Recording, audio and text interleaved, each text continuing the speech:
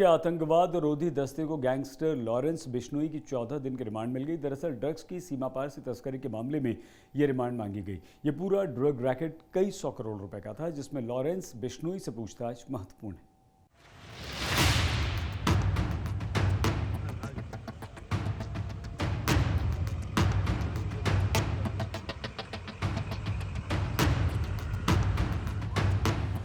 Most wanted gangster Lawrence Bishnoi अब Gujarat ATS की remand पर आ गया है। एटीएस ने सोमवार को पटियाला हाउस कोर्ट से उसकी कस्टडी ली। इसके बाद मंगलवार को भारी सुरक्षा के बीच लॉरेंस को पेशी के लिए कच्छ की नलिया कोर्ट लाया गया। कोर्ट परिसर छावनी में बदल दिया गया था। पुलिस के बड़े बड़े अधिकारियों के साथ चेतक कमांडो का दस्ता भी मुस्तैद था। लेकिन लॉरेंस बिश्नोई ने ऐसा कौन सा नया कांड किया है जो उसे गुजरात लाया गया? दरअसल साल 2022 में लॉरेंस के सहयोगी कुलविंदर के परिसरों पर छापेमारी की गई थी। कुलविंदर का कनेक्शन अंतर्राष्ट्रीय ड्रग सिंडिकेट से है। गुजरात एटीएस ने छापेमारी में 500 करोड़ रुपए की हेरोइन बरामद की थी। ड्रग्स के इस मामले में पाकिस्तानी कनेक्शन सामने आया था। इस केस में 6 पाकिस्तानी तस्करों को भी दबोचा गया था। इसी सिलसिले में एटीएस की टीम गैंगस्टर से पूछताछ करना चाहती है। एटीएस का मानना है कि एक नाइजीरियाई महिला लॉरेंस के लिए काम करती थी। इसी महिला की देखरेख में पाकिस्तान से ड्रग्स भारत लाया गया। गैंगस्टर लॉरेंस बिश्नोई को आज नलिया कोर्ट में पेश किया गया था और अभी हमारे साथ लॉरेंस बिश्नोई के जो वकील हैं वो जुड़ चुके हैं। सर, क्या नाम है आपका? HK सोलंकी। सोलंकी सर, क्या बातें रखी गई और कितने दिन की न्यायिक हिरासत मिली है? लॉरेंस बिश्नोई को 9/5/2023 दोपहर को 3:30 तक का रिमांड नामदार कोर्ट ने मंजूर किया है।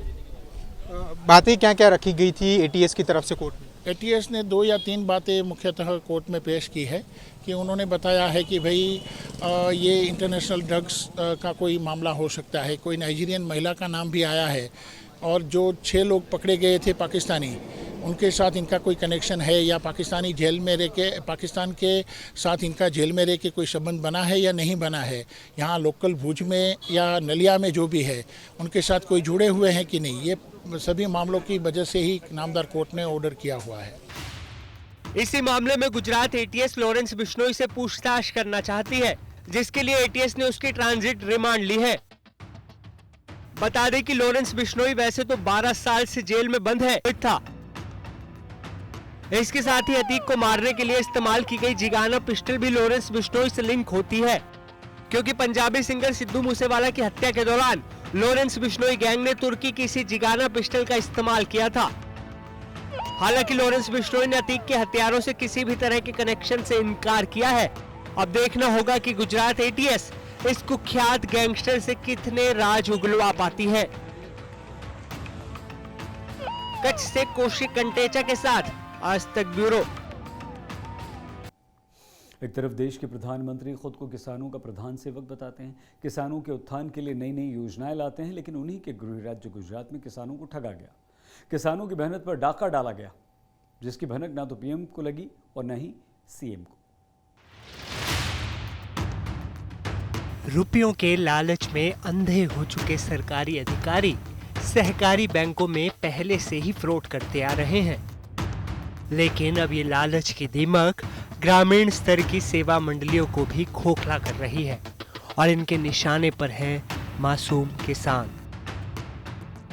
किसानों के साथ हो रही धोखाधड़ी के खेल को समझने के लिए गांधीनगर से 340 किलोमीटर दूर जूनागढ़ चलिए, जहां कोठारिया सहकारी बैंक की दगड़ सेवा मंडली ने किसानों के साथ 5 करोड़ 37 लाख रुपए का बड़ा फर्जीवाड़ा किया है।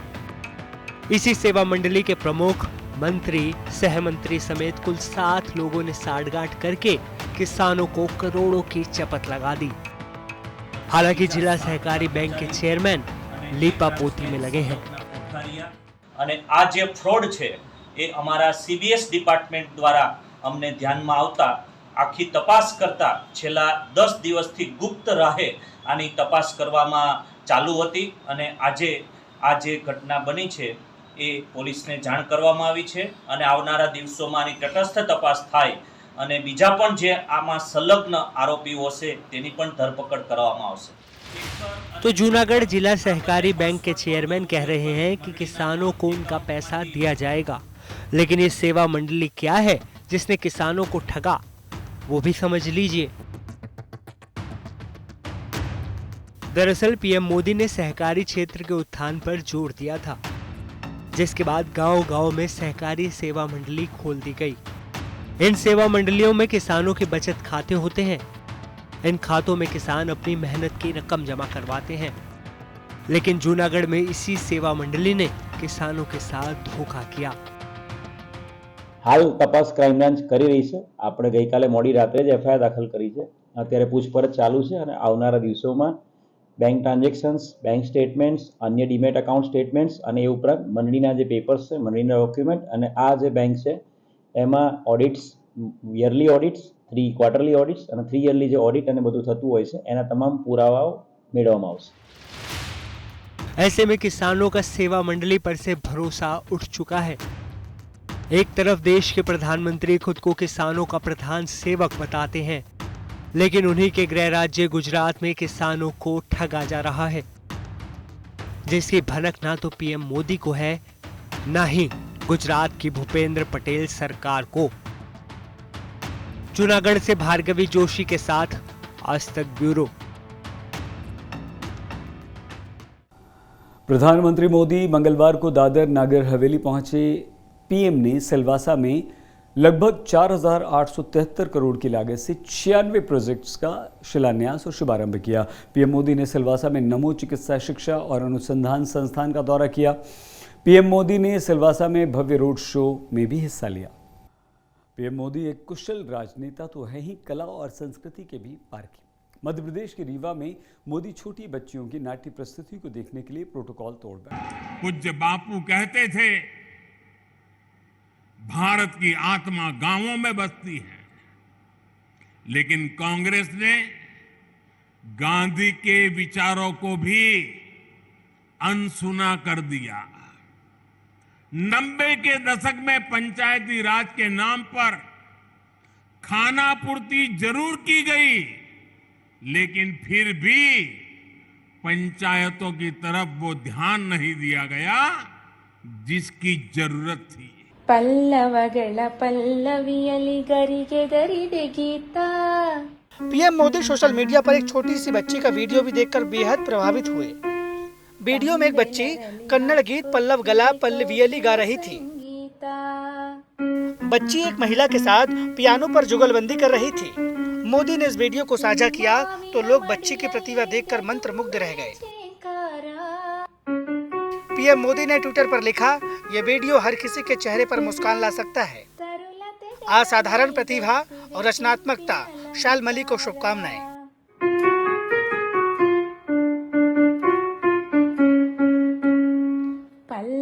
वीडियो में बच्ची शालमली अपनी मां के साथ गाने की पंक्तियों पर पियानो बजा रही है।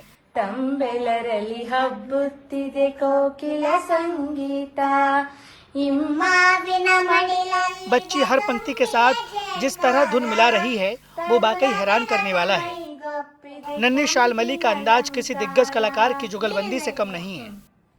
जाहिर है कि नेटिजन्स इस वीडियो को बार बार देख रहे हैं। अब तक 1.2 मिलियन से ज्यादा बार इस वीडियो को देखा जा चुका है।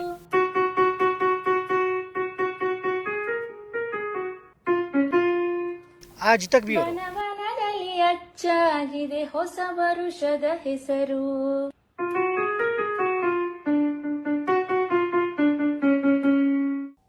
सूडान में चल रहे करीब 4,000 भारतीयों के रेस्क्यू की खबर, जिसमें गुजरातियों की बड़ी तादाद है, ये अच्छी खबर है। सूडान में सेना और पैरामिलिट्री फोर्सेस के बीच युद्ध थम गया। 72 घंटों के लिए युद्ध विराम हो गया।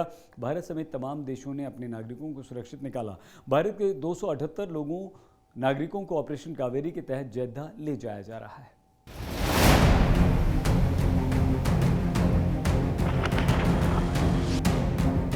इसलिए 9 हेलीकॉप्टर सेवाएं शुरू कर दी गई हैं।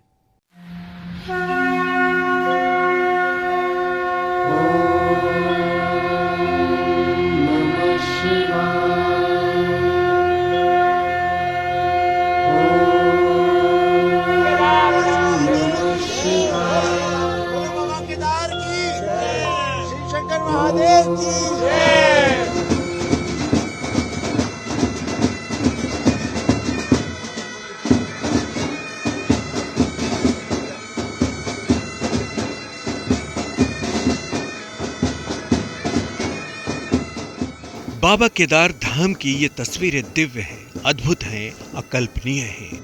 भक्तों के दर्शन के लिए बाबा केदारनाथ धाम के कपाट खोल दिए गए हैं। भगवान शिव के जयकारों और वैदिक मंत्रोच्चार के बीच सुबह 6:20 पर केदारनाथ धाम के कपाट खोले गए।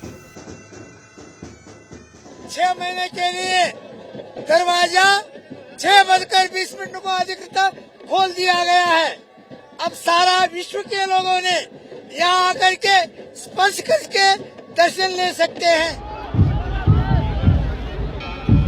केदारनाथ धाम के कपाट खोलने के दौरान भोलेनाथ के जयकारों के बीच आर्मी बैंड की धुनों के साथ केदार धाम में हर हर महादेव के जयकारे गूंजते रहे। केदारनाथ के सबसे पहले मैं दर्शन करवाती हूँ, बाबा के दर्शन करवाती हूँ, क्योंकि यहाँ आने के बाद सबसे पहले अगर किसी की भी कह लेते कि इच्छा होती है तो वो ये होती है कि बाबा के एक बार दर्शन हो जाए। ये हम सीधी तस्वीरें केदारनाथ धाम से करा रहे हैं। बाबा केदार के दर्शन जहां पर आज कपाट खुल चुके हैं और भव्य पुष्प वर्षा के साथ पूजा अर्चना यहां पर की गई। यहाँ आने वाले भक्तों का कहना है कि यहाँ के कण कण में उन्हें भगवान शिव की अनुभूति होती है। बाबा की डोरी ऐसी है कि एक बार जो आता है वो रेगुलर 2 बार तो आएगा ही आएगा। कपाट खुलने के अनुष्ठान से पहले बाबा केदार के परम धाम को 23 क्विंटल सुगंधित फूलों से सजाया गया। आसमान से पुष्प वर्षा के बीच बाबा केदारनाथ के कपाट पूरे विधि विधान के साथ खोले गए। बाबा केदार के पाट खुले हैं। आप देखिए हेलीकॉप्टर से पुष्प वर्षा की जा रही है केदारनाथ मंदिर के ठीक ऊपर, और जैसे ये हेलीकॉप्टर आया है यहाँ पुष्प वर्षा की जा रही है ठीक केदारनाथ मंदिर के ऊपर, भगवान शिव के ऊपर, उनके भक्तों के ऊपर। केदारनाथ की महिमा को शिद्दत से महसूस करते हुए खुद उत्तराखंड के सीएम पुष्कर सिंह धामी मौसम खराब होने के बावजूद कपाट खुलने के पावन पलों का गवाह बनने के लिए केदार घाटी पहुंचे। बाबा के चरणों में श्रद्धा सुमन अर्पित करने के बाद सीएम धामी ने कहा कि जल्द ही रोपवे का काम शुरू हो जाएगा, जिससे केदार धाम और हेमकुंड साहिब की यात्रा आसान हो जाएगी। नहीं, रोपवे का काम जल्दी ही प्रारंभ होने वाला है, क्योंकि उसका शिलान्यास आदरणीय प्रधानमंत्री जी ने अपने पिछले प्रवास के दौरान कर दिया था जब बाबा केदारनाथ और बाबा बद्री विशाल में आए थे। तो जल्दी ही उसकी औपचारिकताएं पूरी हो रही हैं और जल्दी ही आने वाले श्रद्धालुओं के लिए बाबा केदारनाथ की यात्रा और हेमकुंड साहिब की यात्रा आसान और सरल होगी।